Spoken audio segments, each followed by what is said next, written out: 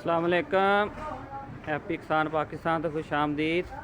लो जी दोस्तों, मैं मौजूद हाँ जी इस टाइम गल्ला मंडी साहिवाल और जोया बरादर दुकान नंबर 98 ते जी 24 जून 2024 जी।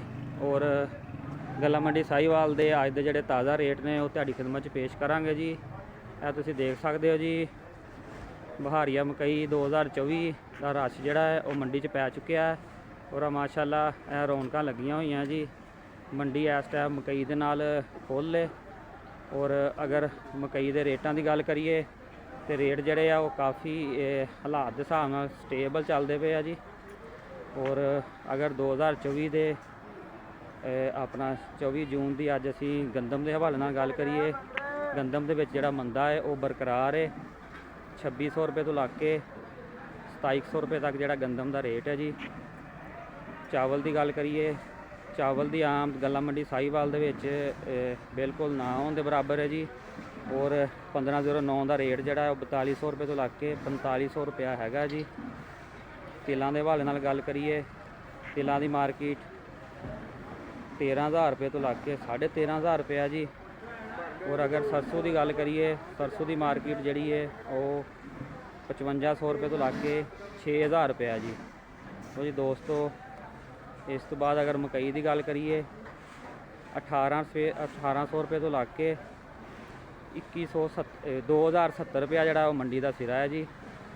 अगर 18-19 मॉइस्चर की मकई तुम लैके आओ 1800 रुपये तो स्टार्ट हो रही है जी। यह जी ढेरी तुहानूं मैं दिखा रहा जी 16 मॉइस्चर की मकई है जी।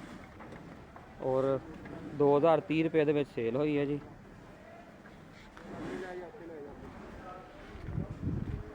आ जी ढेरी है यह 2010 रुपये सेल हुई है जी। अगर साफ सुथरी सोहनी सुक्की मकई तुम लैके आउंदे हो तो 2070 रुपये तक रेट जोड़ा गल्ला मंडी साहिवाल का सिरा जोड़ा हैगा। रश इस टाइम मकई का जोड़ा फुल जोड़ा पै चुकिया, सिर्फ मकई ही नज़र आ रही है। और उम्मीद की जा रही है इंशाअल्लाह ताला आने वाले दिनों के कि थोड़ी जी बेहतरी जी है वो मकई इंशाअल्लाह ताला आएगी। तो जी दोस्तों, गल्ला मंडी साहिवाल के ताज़ा रेट तुहाडी खिदमत पेश किए हैं। वीडियो अच्छी लगे लाइक कर देना, दोस्तों शेयर कर देना। और मैं रिक्वेस्ट कराँगा जोड़े दोस्त हैप्पी किसान पाकिस्तान ते नए हैं, हैप्पी किसान पाकिस्तान सबसक्राइब कर लो, बैल आइकन दबा लो ताकि मुख्तलिफ फसलों के हवाले नाल और मुख्तलिफ फसलों के रेटों के हवाले नाल वीडियोज़ तुहानूं देखने को मिलती रहन। अल्लाह हाफिज़।